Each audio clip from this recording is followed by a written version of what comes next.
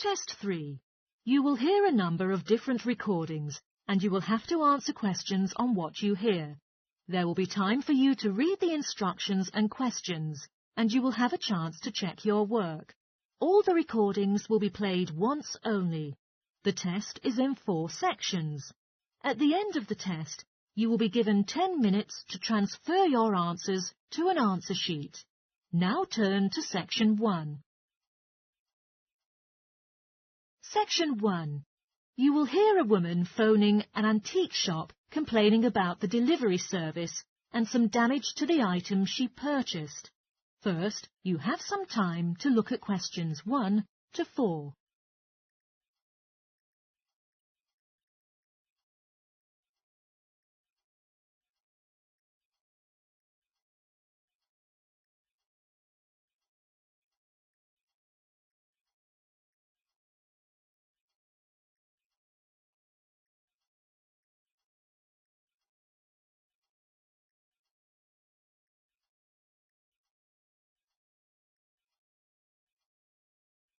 You will see that there is an example which has been done for you. On this occasion only, the conversation relating to this will be played first. Hello, this is the Complaints Centre of the Service Department at Clifton Antiques. Before we start, I'll just need to take more details from you, OK? Sure, no problem. Well, could you please tell me your full name, madam? It is Anna Lumley. That's Anna, Lumley. The caller's name is Anna Lumley, so Anna Lumley has been written in the space. Now we shall begin. You should answer the questions as you listen, because you will not hear the recording a second time. Listen carefully and answer questions 1 to 4. Hello, this is the Complaints Centre of the Service Department at Clifton Antiques. Before we start, I'll just need to take more details from you, OK? Sure, no problem. Well, could you please tell me your full name, madam? It is Anna Lumley. That's Anna, Lumley. All right, Lumley. Not exactly. The 4th letter is L, not O. Oh, sorry. Let me rewrite it. And may I have your contact number that we can use to reach you during the week? Sure. My mobile phone number is 077 876345. Great. Now, what can I do for you today, Anna? I placed an order for a large quantity of items with you last week, on the 20th of February, and had been expecting them to arrive at the office in a week. However, only half of the shipment has been delivered. I would just like to ensure that they haven't gone missing in transit. All right, madam. It's a pity we have caused this inconvenience to you. I'll look for the parcel track record and see if I can give you a date when you should receive the rest of your order. What was your delivery address listed? I made the arrangements for the parcel to be conveyed from your warehouse on Ardale Road to my office address at 235 Arkandale Road. Sorry, could you say it again, the address? 235 Arkandale Road, Akendale. In East Sea? Yes, sir. Well, OK. Our system has tracked your parcel, which shows that your shipment has been received. However, there's no record about the lost items. I would suggest that you wait for 2 days, and if the other items don't arrive, then you might need to consider to claim insurance coverage for the value of the rest. How much are they worth? They cost me $34,500 in total. All right. For this amount, I think 10% will be covered by the insurance company. Therefore, you could claim $3,450 from them. If you'd like to, there is a form on our website that you can fill in, and when the loss is confirmed, you'll get the money within 5 working days. The rest of the money will be refunded to you in a month, so you won't suffer a financial loss.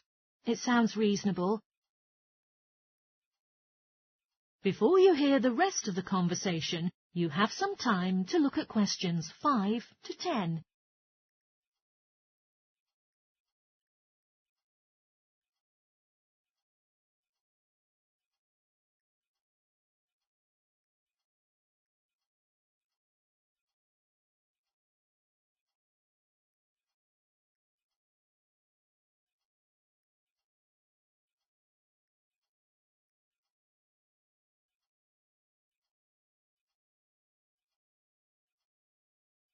Now listen and answer questions 5 to 10.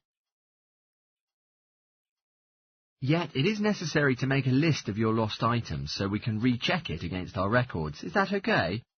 Of course, okay. It is unfortunate that a few of the missing items are one of a kind and thus irreplaceable. Also, there were many small items that aren't very valuable, like lamps and chairs. However, there was a large item of antique furniture and a bag filled with first edition books, which was some of the first ever to be printed on a press. Right, okay. Anything else? Yeah, there was also some important items, a Victorian rocking chair for my daughter, some large oil paintings originating from the Edwardian period, and a few decorative fruit bowls. Right. Okay. I've taken down the list of these missing items, so I'll call the warehouse to see if any of them are still there. Ah, I almost forgot. There are several other pieces that I've spotted on your website and wanted to order. May I do that now? It is definitely okay. Would you tell me a little about the items that you're looking to buy? There is a gold clock and a golden-framed vintage mirror. Okay, perfect. The charge will be taken from the payment card that you used before. You can expect them to be delivered within the next week. Is there anything else that I can do for you today? Yes, I received 2 damaged items in the shipment, so I need to claim for a partial refund. Oh, sorry. I need to know more about the details of the actual damage over the phone line before you put in a full report. What kinds of pieces are damaged? A drawer is missing from the antique mahogany desk, and I also spotted a dent on one of the corners, so it's basically unusable. I see. Do you know how much it will cost to repair it? No. Well, I don't think it's repairable. I will have to buy a new one. Sorry. I'll take a note of that and see what we can do for compensation. Anything else? I also purchased a set of dining chairs with navy leather padding. However, the colour is faded and one of the legs has completely split down the middle. Okay. Are there any other damaged pieces? Yes, there is a set of Chinese crockery to furnish my dining room table, but when I opened the case, I found that a cup was lost and that some plates had smashed. 4, actually. And is that all of the items? Yes, I think that's all. Right. I'll estimate the value of the damage and a refund will be issued. Okay. Cheers for your great help. No problem. My pleasure. Goodbye.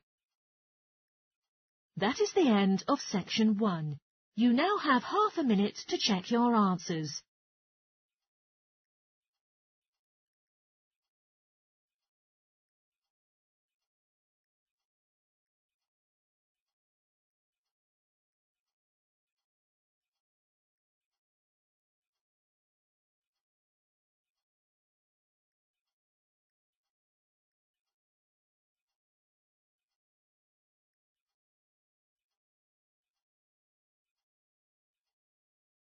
Now turn to section 2.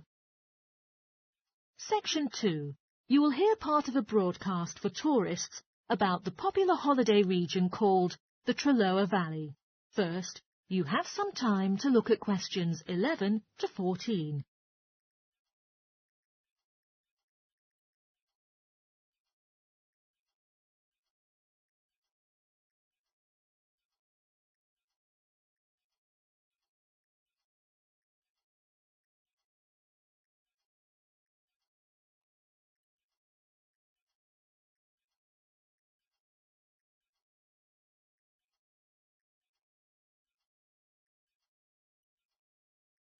Now listen carefully and answer questions 11 to 14.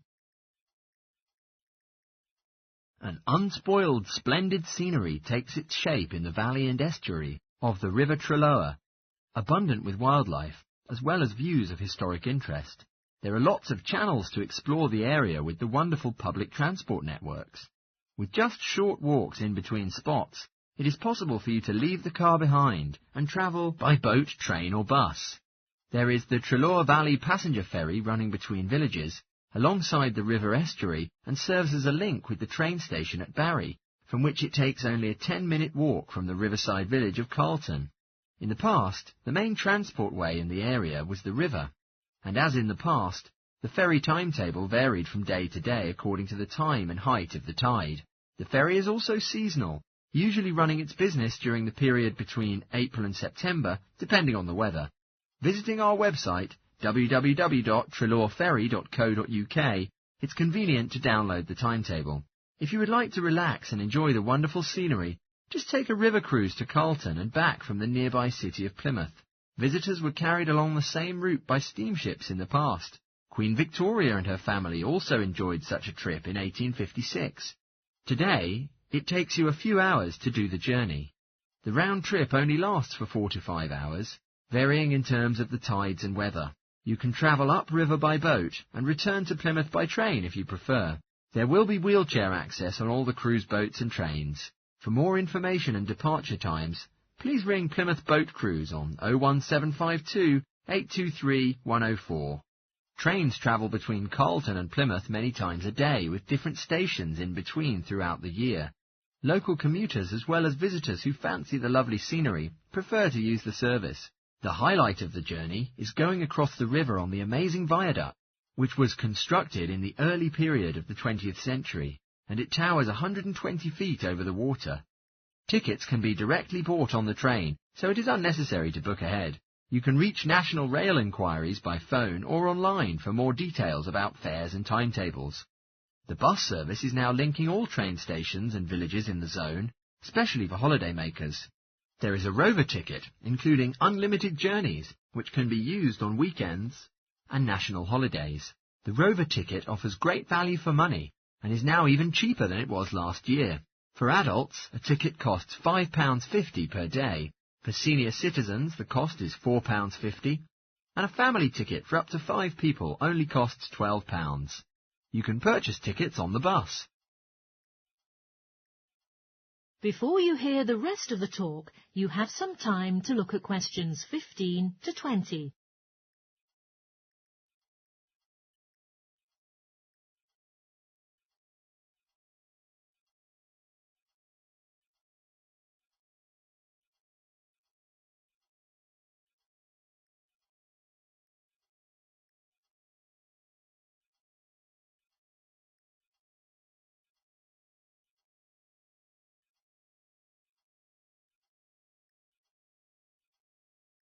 Now listen and answer questions 15 to 20. At the centre of the Treloar Estuary area is the historic riverside village of Carlton. The main road comes into the village from the south, and for those who are riding by bus, it turns left just before the bridge and stops in the lay-by on the left-hand side. From there, it's just a short walk to Carlton's various attractions. If you're arriving by car, you have to leave it in the main car park. Go over the bridge, take the first turning on the right, then go on until you come to the end of that road. It's the only place to park in Carlton, but there's no charge. If you're interested in local history, there's a museum in Carlton with farming, fishing and household implements from the late 19th century. As you come in from the south, cross the river and go straight on the same road until you reach the end. Also on the subject of history, you can go and see the old mill, which has recently been renovated and put back into use. Turn left before you come to the bridge, then go straight on and take the first turning on the right. This leads straight there. If you're interested in arts and crafts, there's a potter's studio where you can watch the artist at work. After crossing the bridge, turn left and it's the second building on the left. Finally, when you're in need of refreshments, there's a cafe opposite the old boathouse and a picnic area near the mill. That is the end of section 2. You now have half a minute to check your answers.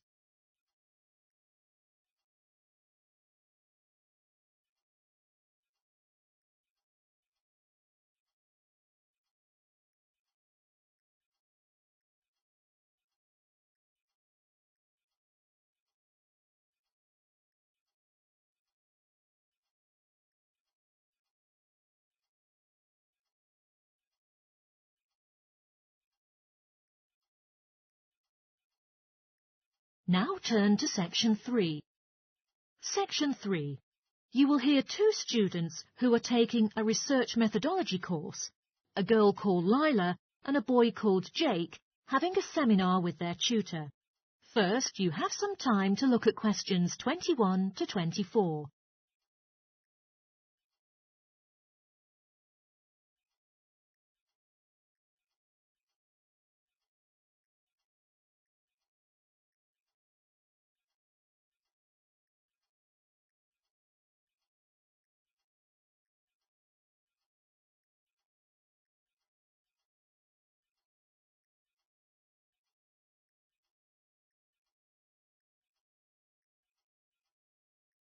Now listen carefully and answer questions 21 to 24. So I gave you both a task to select an article about a small-scale research project. Yes. And I required you to have a trial to replicate the procedures of the research in your own context. I mean, try it out yourself. Yeah, and we've done that. Nice. In this way, I want you to tell me a little bit about the article and explain why it started applying crosswords to assist the students to review the exam terminologies. All right. The article was written by 2 university professors who had initially used crosswords to help the students revise the terminology for exams. And the crosswords were designed and installed on computers. And we selected the article because, though we weren't familiar with the technique, it seems an accessible topic. You know, using IT to design crosswords for higher education. That's a good reason. So both of the professors would like to see how well this innovation was received by their students. Yes.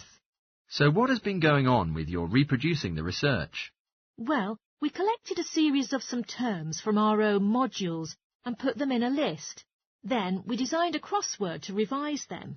Then we invited some of our classmates to try out our crossword and then ask for some feedback from them, you know, like their feelings, views, as well as some suggestions about using this technique.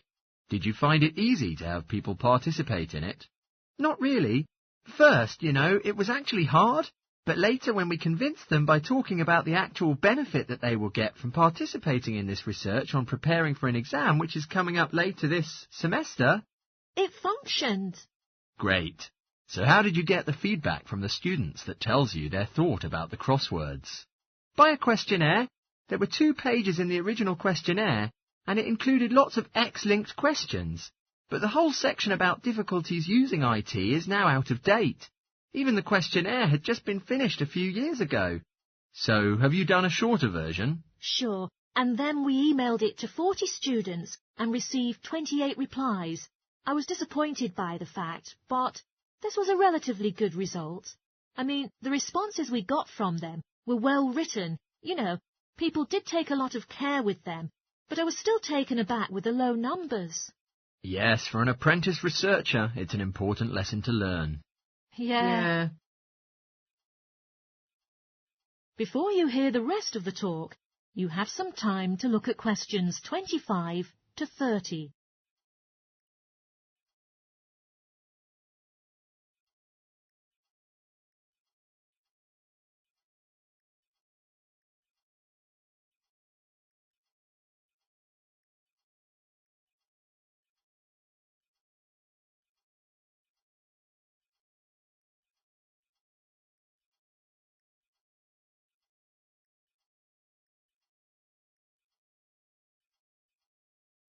Now listen and answer questions 25 to 30. So what was your result? Well, basically their feedback was extremely positive. The students said that crosswords on a computer really helped them not to get distracted and stay focused on the work in hand, which is better than other ways of doing the revision that are often disturbed by other things. Yeah, that was really clear, but I was struck by the fact that they hardly featured having fun in their responses, nor did anything to do with spelling of hard words, which I thought would apparently be a benefit. No? OK. The responses also said that the crosswords hadn't really prompted their general motivation to study, but it had highlighted the gaps in their memory, so they could figure out what kind of work was necessary to do further. Right. So how did your findings compare with those done by the original researchers? There were a couple of similarities, but... We still found 2 primary differences. Compared with females, more males liked the technique, yet the original findings were the reverse case. Also, our respondents said they wouldn't mind doing a crossword in the final official exam. Even in the original study, it showed that even if crossword makes exams shorter, they would not like it to be included. But for informal purposes, of course, both sets of respondents said doing more crosswords would be of great interest to them, like revision and so on. Right. So let's think about the whole project and what you've learned from it. Well, it really took a long time. Yeah, and I don't think we handled that aspect well. It could have gone worse. I mean, there was not much data collected, so we didn't have to spend ages dealing with it. And since we'd already done a course on numerical data processing, there wasn't much new for us. Yeah, definitely. Anyway, I think the questions we designed were good, so that the data we collected was manageable. Yeah, it really helped having the original study to guide us, as it were, and that helped us to see what a good instrument research is. What questionnaires should be like? Absolutely, we got a lot from that. But when we were writing up the project, we weren't sure on how to acknowledge the work of the original study. You know, our referencing. No, that's what we both need to learn in the future. Actually, that part's been great, finding ways to share and support another person. That's the real plus from the project, learning ways to do that. Well, it's obviously been very successful. That is the end of section 3. You now have half a minute to check your answers.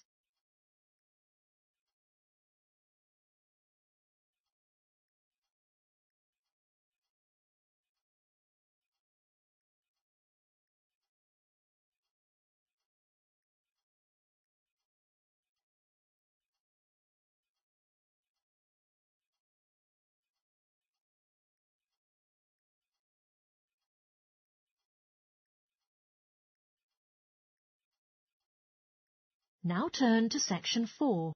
Section 4. You will hear a sociology lecture about the perspectives of time. First, you have some time to look at questions 31 to 40.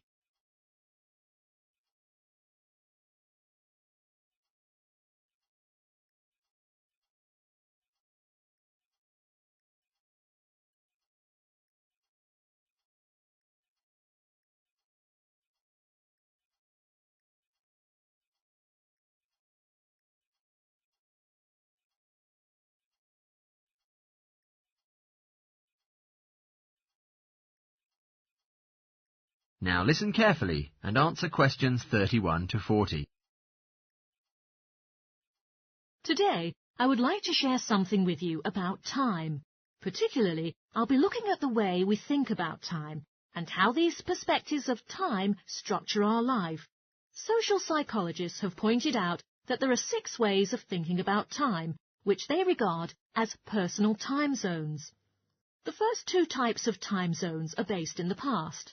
Past positive thinkers usually spend a major part of their time looking back to the past, which means they're in a state of nostalgia, where they fancy remembering moments of happiness, such as birthdays, marriages, and important times of success in their lives. They are those who have the habit of keeping family records, books, and photo albums. The kinds of people living in a past negative time zone are also absorbed by earlier times, but they concentrate on all the negative sides of a life picture, such as regrets, failures, or poor decisions.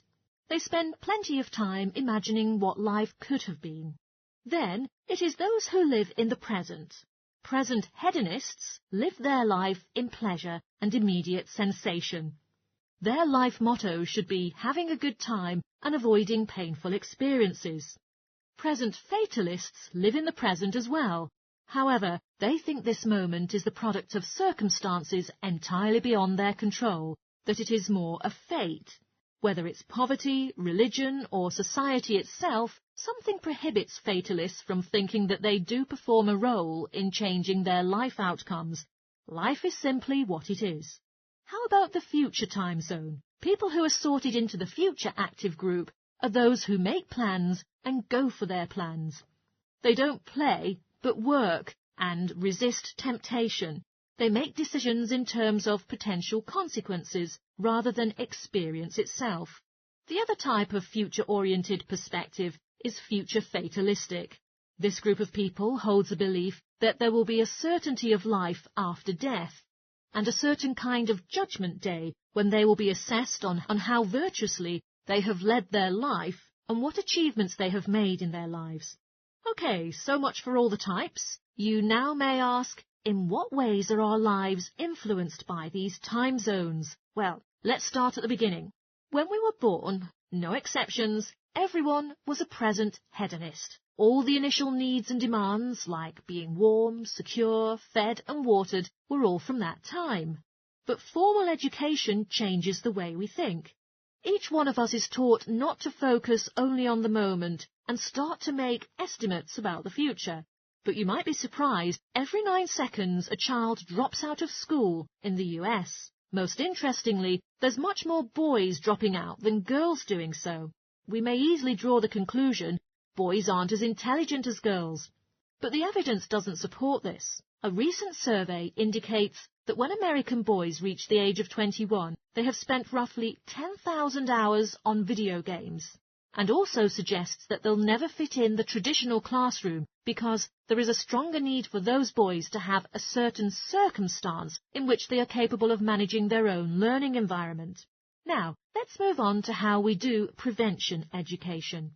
All kinds of prevention education are usually targeted at the future time zone. We say, don't smoke or you'll get cancer, get good grades or you won't get a good job. But as for present-oriented kids, it doesn't make sense. Though they do know the potentially detrimental consequences of their actions, they insist on how they behave because they're not living for the future. They are in the present right now.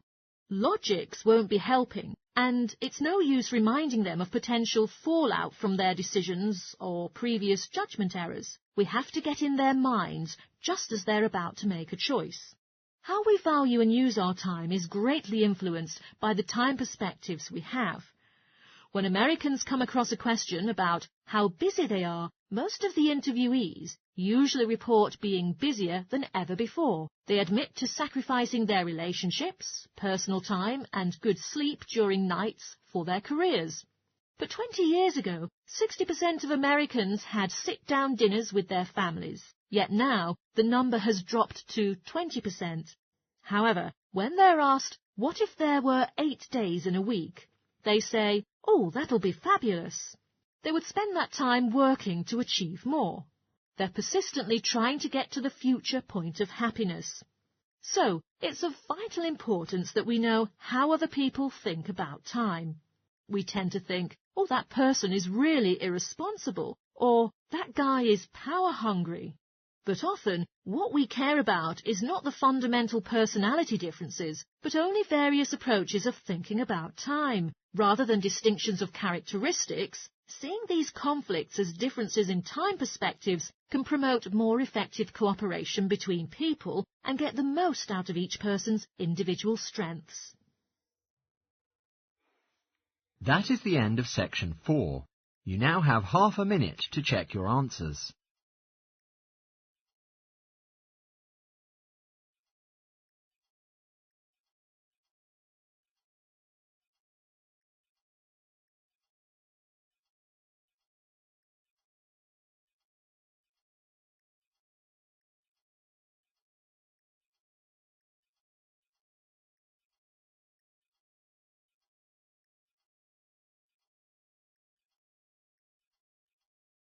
That is the end of the listening test.